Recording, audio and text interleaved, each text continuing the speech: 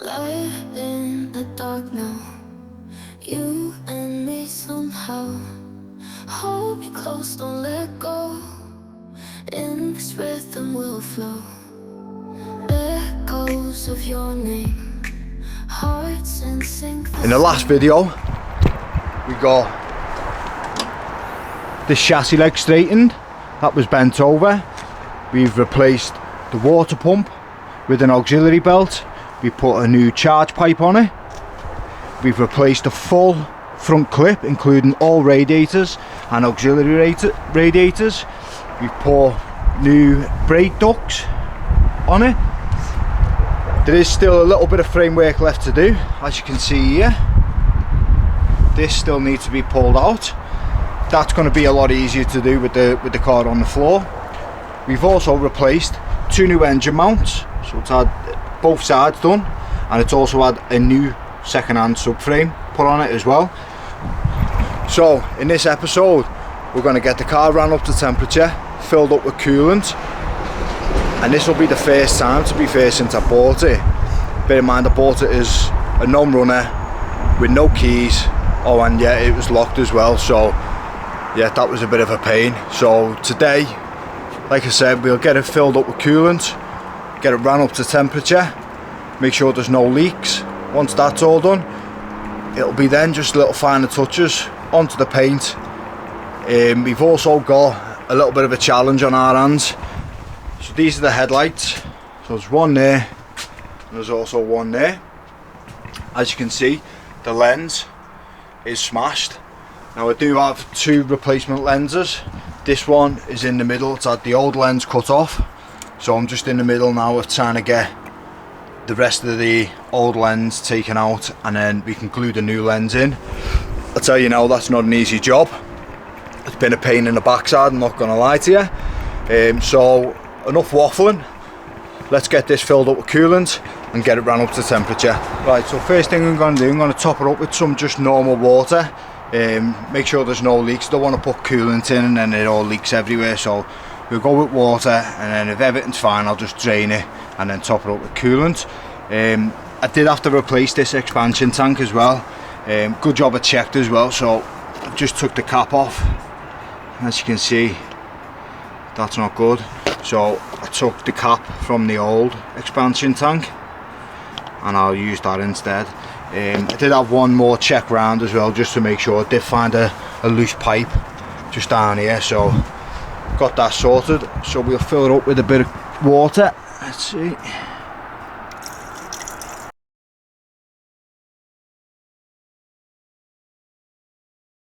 That's just right on max. Obviously it will go down, and this one needs some in as well.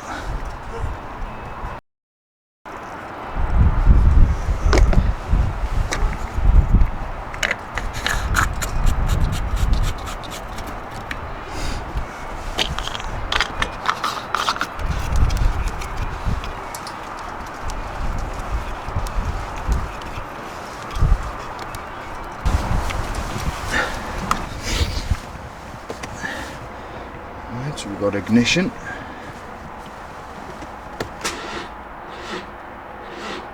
We've got a flat battery.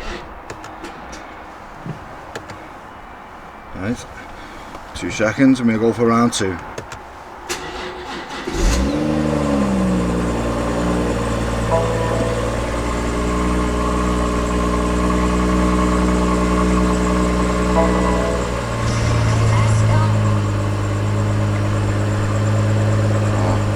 Coming up with loads of messages. Click through that. Don't know whose number that is. Engine coolant level 2 low, top up coolant. Okay.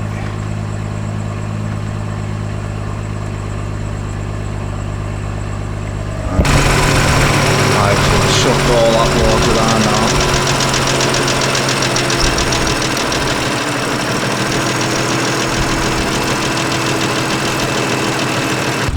Got one little leak, tiny little pinhole there.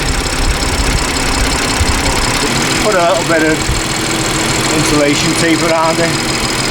That's to stop it from leaking. So get it ran right up to temperature. Make sure there's no issues.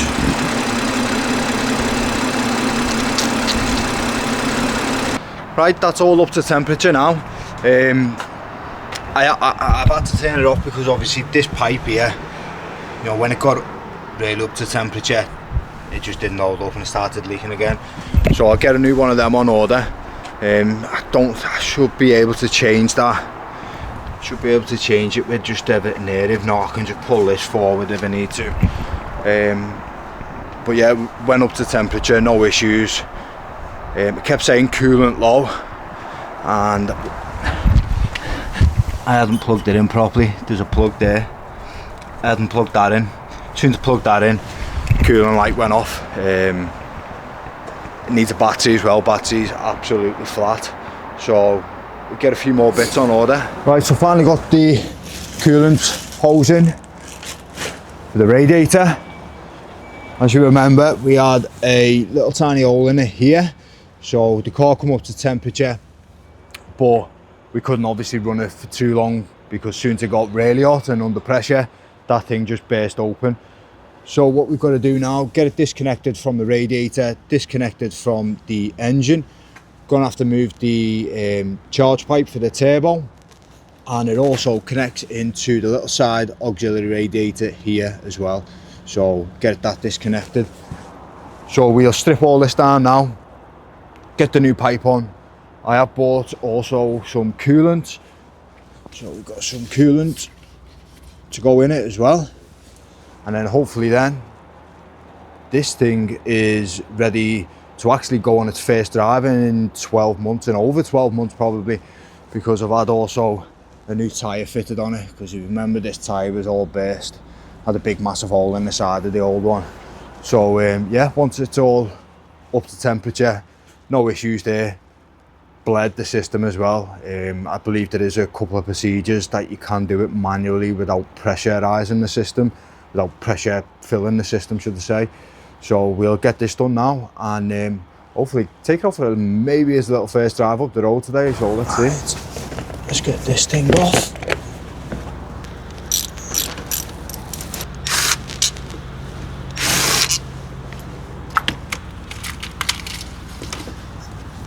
Now that's out the way, you can see where it comes into the engine, so just a little clip, and that is a pain in the ass to get off as well. So we'll see if we can wedge it out now.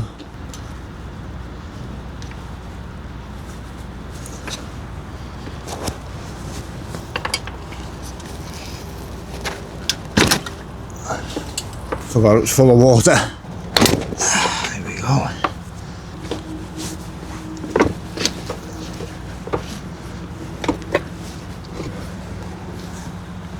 Took the wrong hose off. It was the top one on the side auxiliary rated I should have took off, not the bottom one.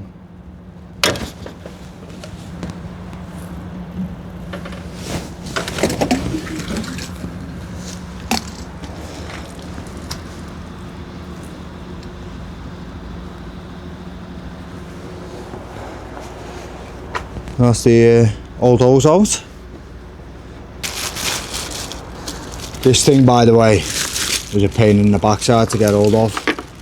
I ordered one from eBay initially, and it come.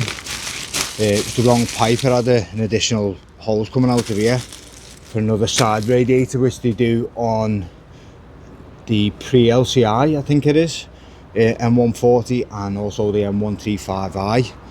So I ended up having to special order this from Germany. So that's why it's taken a little while to get. So we just open these clips out.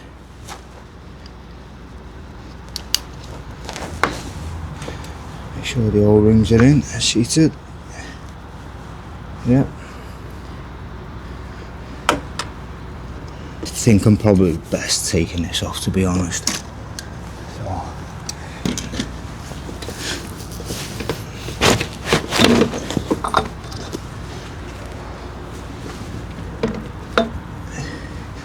Better, a little bit more room.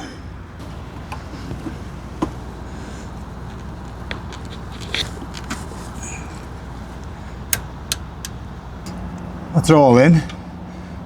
Feels a bit too easy, that. It's all clipped on there. On there. And then it was this top one.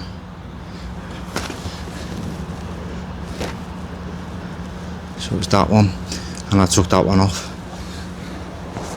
But that's it, it's all in now, so let's get the charge pipe on. I've also got, which I ordered from eBay and come as the wrong part and to reorder it. So in fact I ordered the right part and he sent the wrong part out.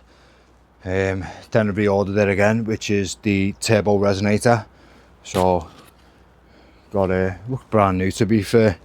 It's in really good condition. All the seals are in there. Live in the dark now, you and me somehow. Hold me close, don't let go. In this rhythm we'll That's it all fitted up now. Got the turbo resonator on as well, so we can actually fit the intake now as well. But let's get filled up with some coolant and let's start running up to temperature, see if we can get this system bled. echoes of your name, hearts in sync the same. Pulse of love in this night, two souls dancing in light. Feel the beat of you, every moment true. Wanna stay right here, where there's no more fear. So good news is, seems to be holding pressure, no leaks. Temperature seems to start getting up a little touch now. I've got the heaters on as well, just they're nice and warm. So far so good. I'll report back in when it's done.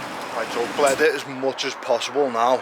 I have just found out there is an electronic water pump as well on these, just after looking a little bit on YouTube, and there is a manual way rather than using a coding computer tool thing.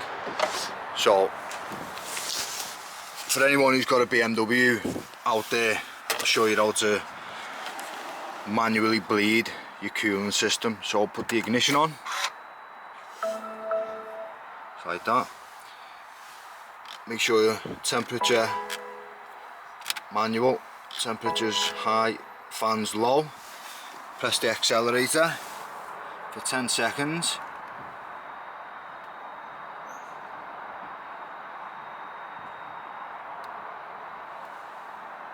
And what this is doing is turning the electronic water pump on. So when you come around here now, I'm not sure if you can hear it. A little buzzing noise, that's the electronic water pump. And then what that'll do, will bleed the system, and then you just top off your coolant as and when needed. That's the coolant system now, all bled. Flipping over nicely. It's got up to temperature as well. Stabilised right there. It sounds nice as well. Put it into sport. It does all the pops and bangs.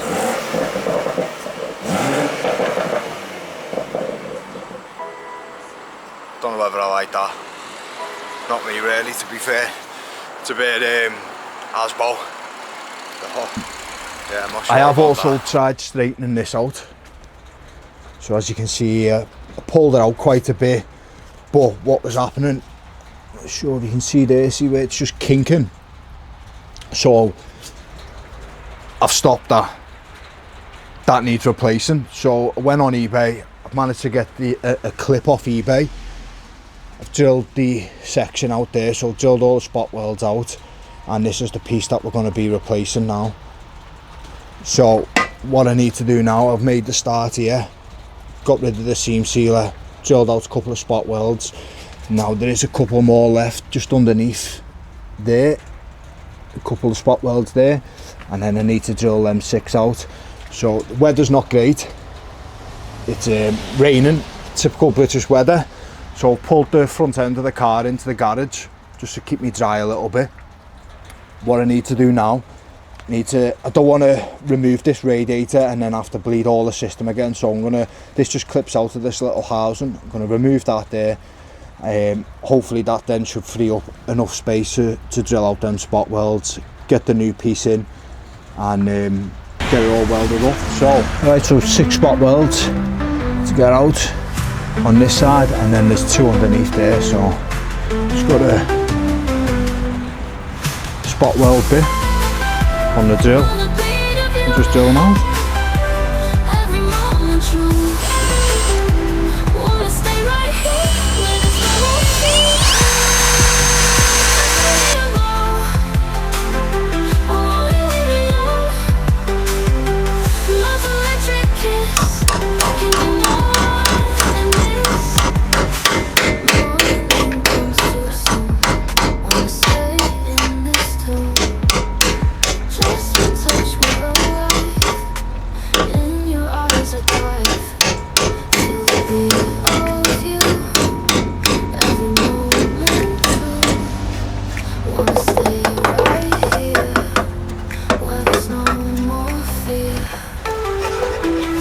So I've got 2 more spot welds just behind here there, so I'll take this top piece off now.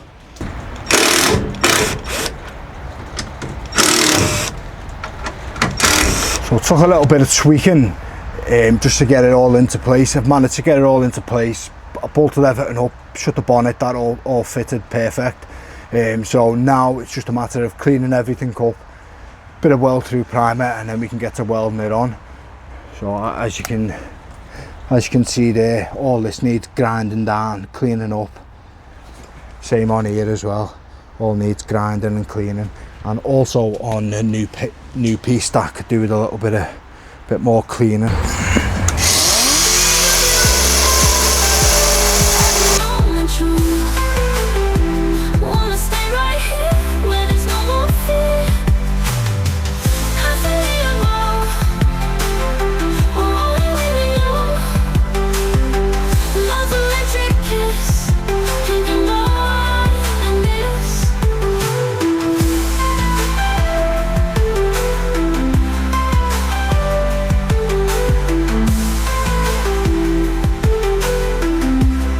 Right, with everything cleaned up now, we'll get some we'll give it a wipe down, some thinners, get some weld through primer on there, get it all back put together once it's all done, and get it in position ready for welding.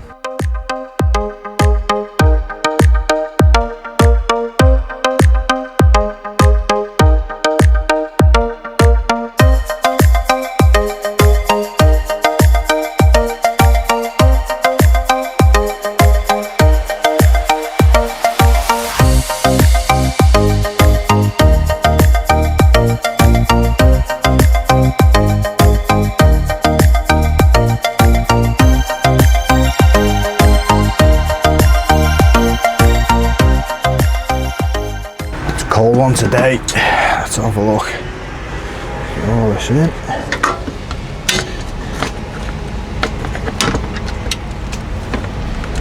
Lined up. This is actually the first time I've ever done anything like this, so everything now is it's all brand new to me.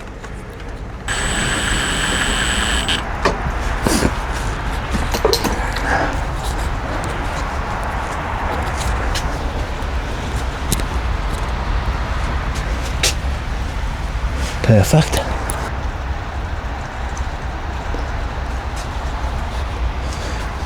Let's see.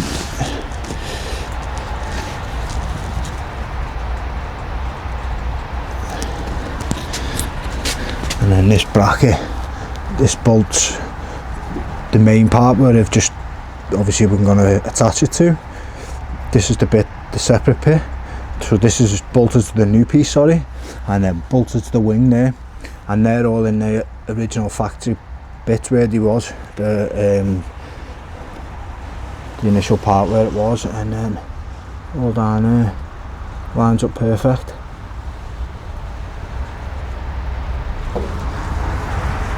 So pretty impressed with that. I'm considering I've never done it before, so yeah, I'll probably get a couple of tack welds in now. listen, good job for we've got a grinder because the welds are not going to be pretty. I'm not a welder. I've only ever done it a handful of times at first, and even then they were questionable. So don't rinse me for me welds.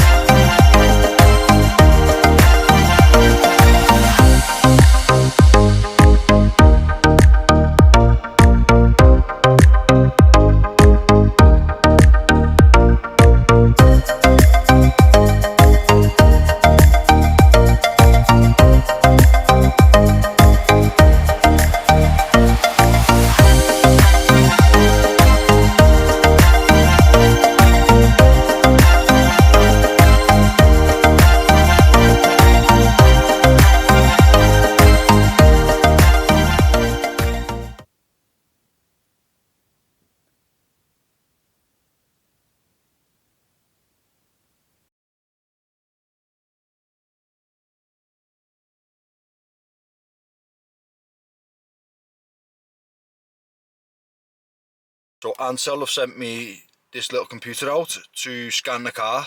It's got the check engine light on, so we'll scan it now, see if we can get the check engine light turned off, and see if there's any other fault code stored in it. There we go. Shut that door because it's windy.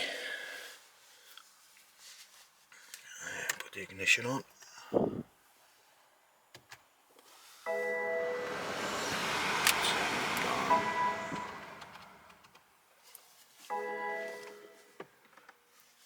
Right, so you see that reflection's terrible.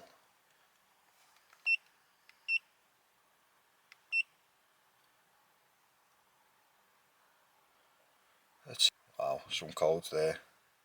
Only 21% done.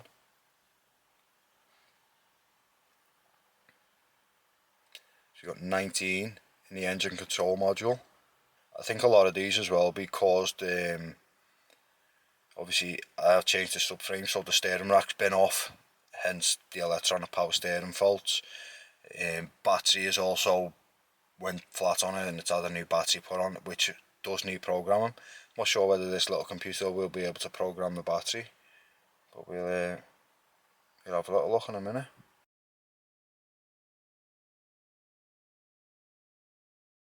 So it's a 16 modules, 4 are okay. I think a lot of these will be down to the battery as well. Check that out, no engine light, fault code's gone. Managed to clear it with this little computer. It's also registered the battery as well, which is fantastic. So what I'm going to do now, I'm going to plug it back in, read the DTCs, see if there's any more fault codes stored within any of the computers, and if there is, see if we can get them erased.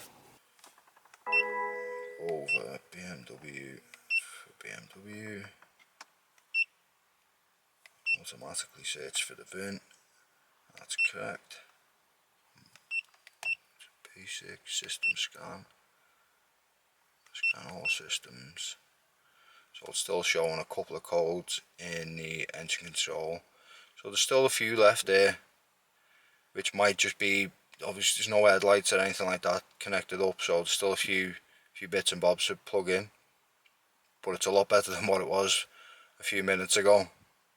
I think that ECU one had 18, so got that number right down. Like I say, a lot of them would have been caused by the battery, and obviously disconnecting the power steering as well. That's all come back okay now, so that's good. Service requirement motor, is that it? Air mass, plausible, calculated air volumes, and air intake. That might be because it's got I put an air intake on it, so that's what could be causing that. Look into that a little bit more. Headlight. It looks like they're all headlight related. So to be fair, just 3, and like a lot of it's down to the headlights. So that's actually quite good. I'm happy with that. I'll turn it off. Unplug that. Look, boss little computer. If you want to go and grab yourself one of these from ANCEL, I'll leave a link in the description below. Just tap the link and go over and see what computers they've got suitable for your car. They'll have computers for any makes and models, to be fair, and obviously price ranges as well. So that's it for this video. Got all the structural work complete. It's just a matter now of rebuilding the front end, make sure we're not missing any parts, providing everything's all good there, get the front end painted, and then finally get this thing back on the road. Got a couple of little mods to do on it as well. So if you want to carry on seeing this build, hit the subscribe button now, and I'll see you in the next one.